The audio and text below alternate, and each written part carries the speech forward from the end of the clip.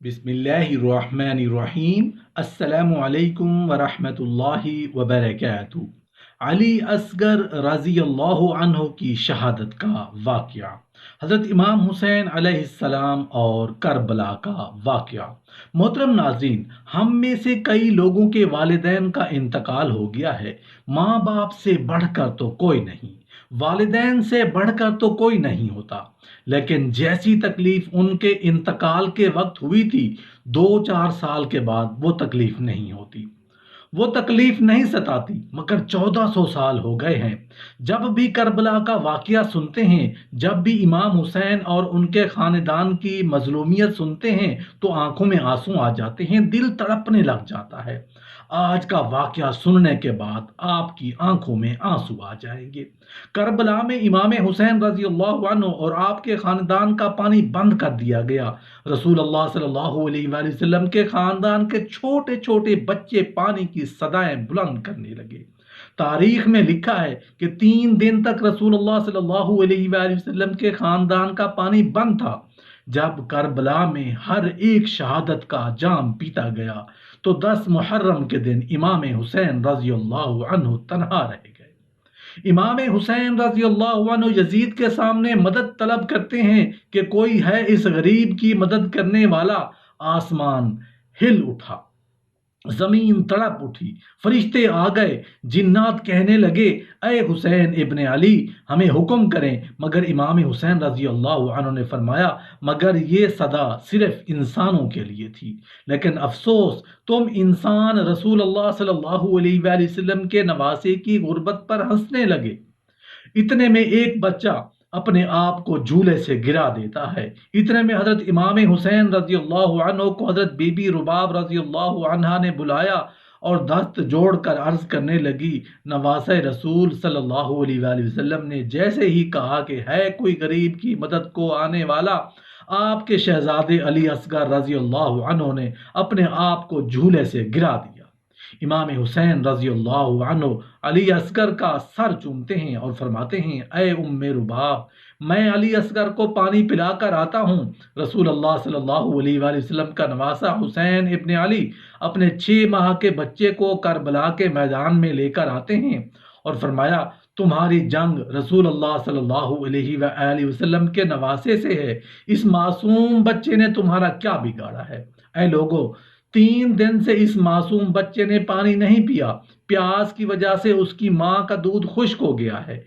ऐ लोगो, इस बच्चे को पानी पिलाओ। फौज यजीद से आवाज आई, ऐ हुसैन, पानी खुद पीना चाहते हो और नाम बच्चे का लेते हो? अगर ये बच्चा खुद पानी मांगेगा तो हम उसे भी पिलाएंगे। इमाम हुसैन रजी अल्लाह अन्हु ने अली असगर को बुलंद किया और फरमाने लगे, ऐ अली असगर, नाना की उम्मत से पानी मांगो। इमाम हुसैन रजी अल्लाह अन्हु का ये फरमाना ही था कि 6 माह के अली असगर के लब हिले। अली असगर फरमाने लगे, ऐ लोगो, मैं तुम्हारे रसूल के गुलशन का एक छोटा सा फूल हूँ, मेरी रगों में तुम्हारे रसूल का खून बहता है। ऐ लोगो, मैं 3 दिन से प्यासा हूँ। तारीख ने लिखा है कि अली असगर की सदा से फौज यजीद हिलने लगी। आम्र बिन साद और शिमर ने कहा कि कहीं फौज बगावत पर न उतर आए। आवाज लगाई, हरमला तेरा चला। हरमला के पास जो तीर जवानों के शिकार के लिए था, तारीख ने लिखा कि वो तीर अली असगर का निशाना बन गया और तीर चला दिया गया। उस तीर के 3 नोकें थीं। एक नोक अली असगर की कमर में लगी, दूसरी नोक अली असगर के बाजू में लगी और तीसरी नोक अली असगर के कान में लगी। तीर इतना वजनी था कि अली असगर को चीरते हुए इमाम हुसैन रजी अल्लाह अन्हु के बाजू में जा लगा। तारीख ने लिखा है कि अली असगर के जिस्म से खून इमाम हुसैन रजी अल्लाह अन्हु के हाथों पर जा गिरा। इमाम हुसैन रजी अल्लाह अन्हु ने अपने 6 माह के अली असगर को हाथों में लिए अपने नाना की उम्मत को देख रहे हैं, चाह के अली असगर के खून को जमीन के हवाले कर दें। जमीन चीख उठी, मौला, जब आप इस नाहक खून को मेरे ऊपर गिराते हैं तो रोजे महशर तक मैं अनाज नहीं उगाऊंगी। इमाम हुसैन रजी अल्लाह अन्हु ने सोचा کہ خون کو آسمان کے حوالے کر دوں۔ آسمان سے آواز آئی، اے نواسہ رسول صلی اللہ علیہ وآلہ وسلم، اگر اس خون کو ہمارے حوالے کیا گیا تو روز محشر تک ہم بارش نہیں برسائیں گے۔ امام حسین رضی اللہ عنہ نے خون علی اصغر اپنے چہرے پر ملا اور ان ظالموں کی طرف دیکھ کر فرمانے لگے، اے لوگو، روز محشر میں خون علی اصغر اپنے چہرے پر لے کر آؤں گا اور فرماؤں گا کہ میرے 6 ماہ کے بچے علی اصغر کا کیا قصور تھا۔ امام حسین رضی اللہ عنہ اپنے بچے علی اصغر کو بازو میں چھپائے جیسے ہی خیمے میں آئے تو حضرت بی بی ام رباب نے رو کر فرمایا، اے مولا، میرے بچے نے پانی پیا؟ حضرت امام حسین رضی اللہ عنہ نے علی اصغر کو اپنے بازو سے ہٹایا تو جیسے ہی بی بی ام رباب نے دیکھا، رو کر عرض کرنے لگی، اے مولا، جس نے میرے بچے کو شہید کیا اس کی کوئی اولاد نہ تھی۔ ماں باپ تو اپنے بچے کے جسم پر ایک خراش تک برداشت نہیں کر سکتے، تو انہوں نے کیسے دیکھا ہوگا؟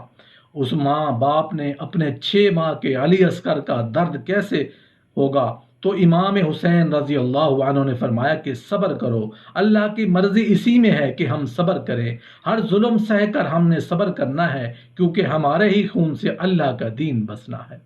او علی اصغر کی قبر بناتے ہیں۔ امام حسین رضی اللہ عنہ اور بی بی رباب خیمے کے پیچھے ایک گڑھا کھودتی ہیں اور علی اصغر کو تپتی ہوئی زمین پر دفن کر دیتے ہیں۔ 10 محرم کے دن جب امام حسین رضی اللہ عنہ کے جسم مبارک سے آپ کا سر جدا کر دیا گیا، تمام سر کو کاٹ دیا گیا، تو عمرو بن سعد نے کہا کہ دیکھو، کوئی سر رہ تو نہیں گیا۔ کسی ظالم نے کہا ایک سر رہ گیا۔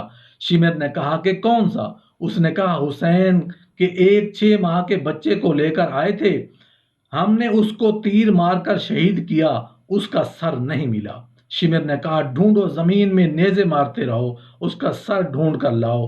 یزیدی فوج کربلا کی تپتی ہوئی ریت پر نیزے مار کر سر ڈھونڈتی رہی۔ تاریخ نے لکھا کہ ایک جگہ پر نیزہ لگا، جیسے ہی نیزہ اوپر آیا تو اس نیزے پر علی اصغر کا جسم مبارک سوار تھا۔ جیسے ہی ایک ماں نے اپنے بچے کو نیزے کے اوپر دیکھا، اس ماں کا کلیجہ چیخ اٹھا۔ ماں نے چیختے ہوئے مدینے کی طرف رخ کیا اور فرمایا، رسول اللہ صلی اللہ علیہ وآلہ وسلم، دیکھیں آپ کی امت نے ہمارے ساتھ کیا سلوک کیا ہے، اور اس محمد صلی اللہ علیہ وآلہ وسلم کے نواسے نے اللہ کے دین کو بچایا، اللہ کے دین کی خاطر اپنے اور اپنے بچوں کی قربانیاں دی۔